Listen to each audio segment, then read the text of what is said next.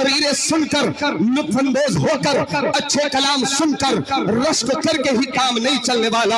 आज हमारे मुआशरे का हाल बद से बदतर होता चला जा रहा है। हमारी बच्चियों के जिस्म का लिबास छोटे से छोटा होता चला जा रहा है। जो हमारे आबाओ अजदाद ने बेटियों को दुपट्टे के नाम पर एक कपड़ा सर पर ढांपने के लिए दिया था, वो कपड़ा सरों से उठा दिया गया है।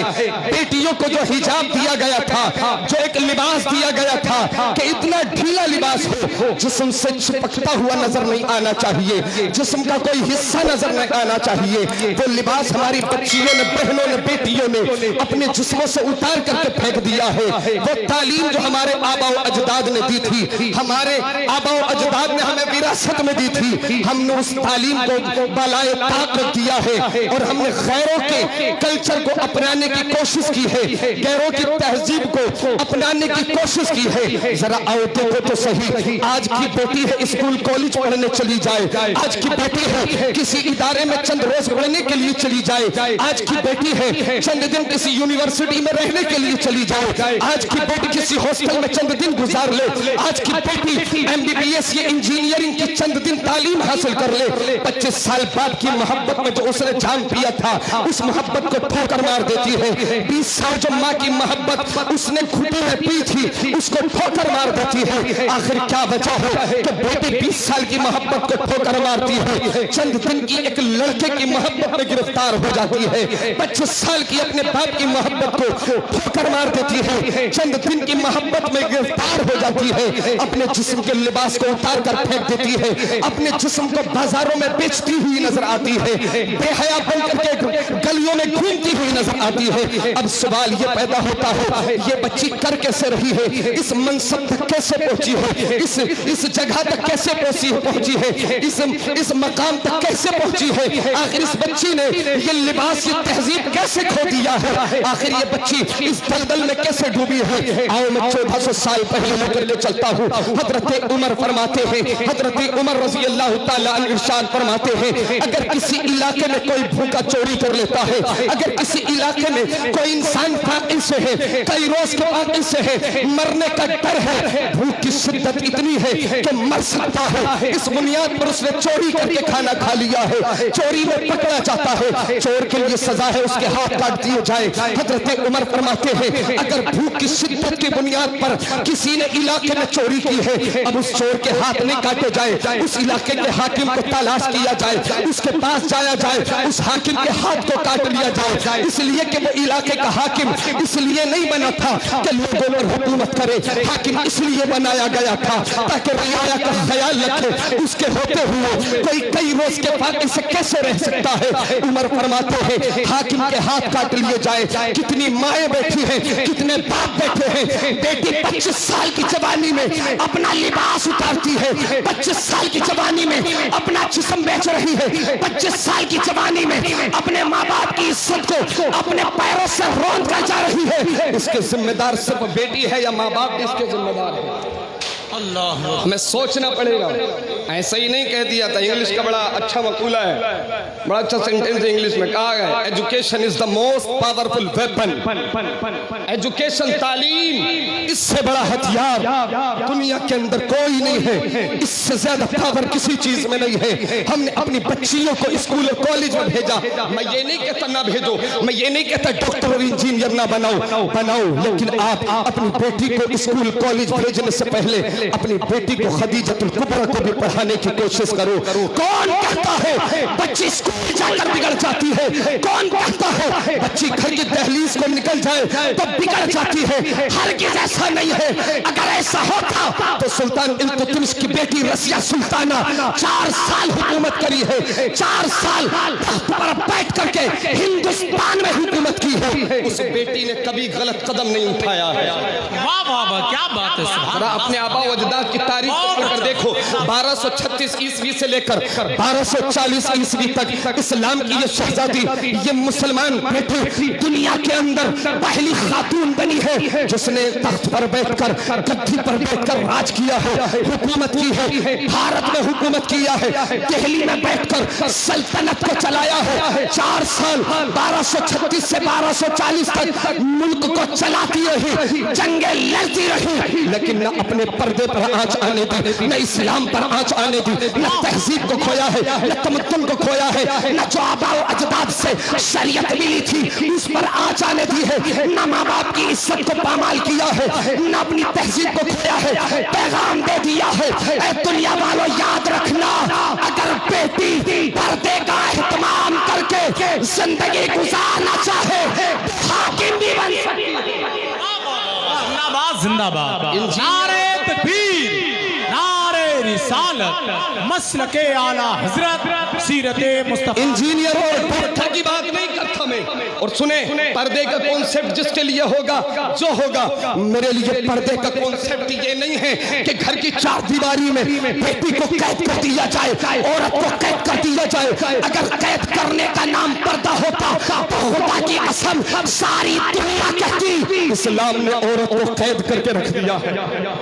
عورت کا قید نہیں کیا مذہب اسلام نے، پردے کا کانسیپٹ قید کرنا نہیں ہے۔ اگر پردے کا کانسیپٹ قید کرنا ہوتا، گھر کے اندر باپ ہوتا ہے، بھائی ہوتا ہے، بیٹا ہوتا ہے، جن سے پردہ ہے ہی نہیں، جن سے پردہ، سگے بیٹے سے پردہ تھوڑی کیا جائے گا، سگے باپ سے پردہ نہیں کیا جائے گا، سگے بھائی سے پردہ نہیں کیا جائے گا۔ کوئی کرتا ہے تو اچھا ہے، نہیں کرتا ہے تب بھی ٹھیک ہے، لیکن گھر کی 4 دیواری کے اندر قید کرنا اس کو پردہ نہیں کہتے۔ پردہ کرنے کا مطلب ہی یہ ہے کہ پردہ کیا جائے، پردے کا اہتمام کیا جائے، نقاب ڈالی جائے، اپنے جسم کو چھپایا جائے، اپنی عزت کو چھپایا جائے، اپنی عزت کو پامال ہونے سے بچایا جائے، اپنی عزت کا خیال رکھے، تعلیم بھی حاصل کرے، حکومت بھی کرے، تجارت بھی کرے۔ اگر کوئی کہتا ہے کیسے کرے تو میں نے کہا نادان، تو بھول گیا ہے 895 عیسوی ہے، سرکار عالم صلی اللہ علیہ وسلم ملک شام تجارت کے لیے گئے ہیں۔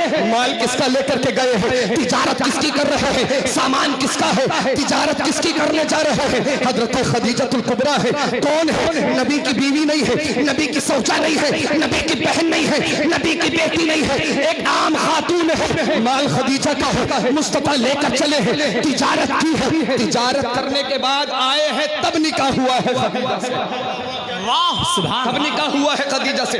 پتہ چلا اگر پردے کا اہتمام ہو تو بیٹی تجارت بھی کر سکتی ہے، پردے کا اہتمام ہو بیٹی ڈاکٹر بھی بن سکتی ہے، پردے کا اہتمام ہو بیٹی انجینئر بھی بن سکتی ہے۔ اور سنو، بس 2 منٹ کی گفتگو اور سنو، حضرت خدیجہ الکبریٰ رضی اللہ تعالیٰ نے، ادھر میں نے بتلایا ہندوستان کی شہزادی ہے، 1236 سے 40 تک حکومت کی ہے۔ اس کے علاوہ ایک اور خاتون ہے، نام شجر الدرر ہے، مصر کی رہنے والی ہے، مملوک سلطان کے یہاں پر مملوک سلطانہ ہے، 80 دن حکومت کی ہے، منگولوں سے جنگ کی ہے، 80 دن حکومت کی ہے، صلیبی جنگ میں حصہ لیا ہے، شجر الدرر ہے، پردے کا اہتمام کیا ہے، حکومت چلا رہی ہے، حکومت کی بنیاد رکھی ہے، حکومت چلا رہی ہے۔ میں پوچھتا ہوں کون کہتا ہے بیٹی کچھ نہیں کر سکتی؟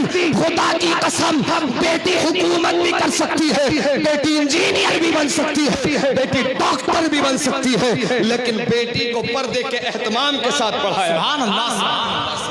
آخری جملوں میں بات سنیں، آخری جملوں میں بات سنیں، بس لاسٹ جملوں میں سنیں۔ بیٹی کو پڑھاؤ، ہماری بہن بیٹیوں کے آپریشن ڈیلیوری ہوتی ہے، یہ بڑا سخت، یہ بڑی اہم چیز ہے۔ ہمارے یہاں پر کتنی بچیوں کی، کتنی بیٹیوں کی، بہنوں کی سرجری ہوتی ہے، ڈیلیوری ہوتی ہے۔ ایک ہندو ڈاکٹر ہے، غیر مسلم ڈاکٹر ہے، ہماری بچی کے جسم کے کپڑے کو ہٹا کر کے ہماری بہن کے جسم کو ہاتھ لگایا جاتا ہے، آپریشن کیا جاتا ہے۔ غیر مسلم ڈاکٹر اپنی آنکھوں سے وہ جسم دیکھ رہا ہے جس کا جسم کسی نے نہ دیکھا، اپنے ہاتھوں سے چھو رہا ہے، بے ادبی کر رہا ہے، کتنے غلط انداز میں جسم کو چھو رہا ہے۔ کاش ہم نے اپنی بیٹیوں کو ڈاکٹر بنایا ہوتا، اپنے گھر کی بچیوں کو سرجن بنایا ہوتا، ہمارے گھر کی بیٹی کا آپریشن ہمارے گھر کی بیٹی کر رہی ہوتی، ہمارے گھر کی بہن کے جسم کو ہمارے گھر کی بہن چھو رہی ہوتی، لیکن افسوس ہم نے ایسا کوئی کام نہیں کیا۔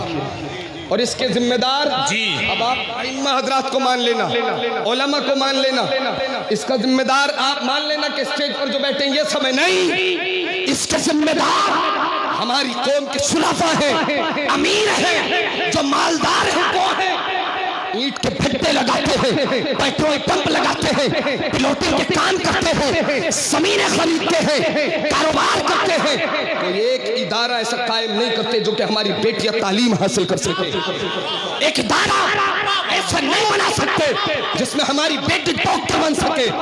ہندو کالج مراد آباد ہے، اس سے پہلے آپ نے سنا ہوگا کرناٹک کا حجاب والا مسئلہ، ہندو کالج مراد آباد میں خود وہاں پر گیا، میں نے خود دیکھا ہے وہاں پر بیٹیوں کے سروں سے حجاب اتروا دیا گیا، قید کر دیا گیا، ایگزام سے روک دیا گیا، حجاب اتار کر جائے گی تب ایگزام ہوگا۔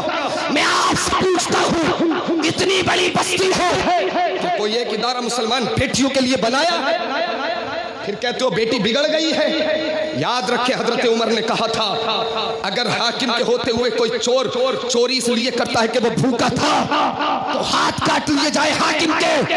میں کہتا ہوں اگر ہمارے امیروں شرفا کے ہوتے ہوئے ہماری بیٹی غیر مسلم کے ادارے میں بگڑ رہی ہے، ماں باپ کے ہوتے ہوئے ہماری بیٹی ان کی عزت کو پامال کر رہی ہے، اور ماں باپ نے سیدہ فاطمہ کی تعلیم بیٹی کو نہیں دی ہے، خدیجہ الکبریٰ کو نہیں پڑھایا ہے، زینب اور رقیہ کو نہیں پڑھایا ہے، ام کلثوم اور حضرت عائشہ کو نہیں پڑھایا ہے، اس کے ذمہ دار ماں اور باپ بھی ہیں، اس کے ذمہ دار ماں اور باپ بھی ہیں۔ حضرت ٹیپو سلطان رضی اللہ تعالیٰ عنہ حضرت ٹیپو سلطان نے 13 سال کی عمر میں شیر کو شکست دی، 13 سال کی عمر میں شیر کو پھاڑ دیا۔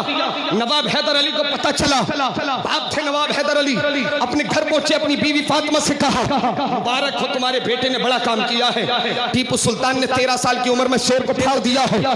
بیوی کا جواب سنے، یہ مائیں بیٹھی بہنیں بیٹھی سنے، جب نواب حیدر علی نے کہا مبارک ہو تمہارے بیٹے ٹیپو سلطان نے 13 برس کی عمر میں بہادری کا ثبوت دیا ہے، شیر کو پھاڑ دیا ہے، جواب دیتی ہے ماں میرے بیٹے ٹیپو کا کمال نہیں ہے، بیٹے ٹیپو کا کمال نہیں ہے۔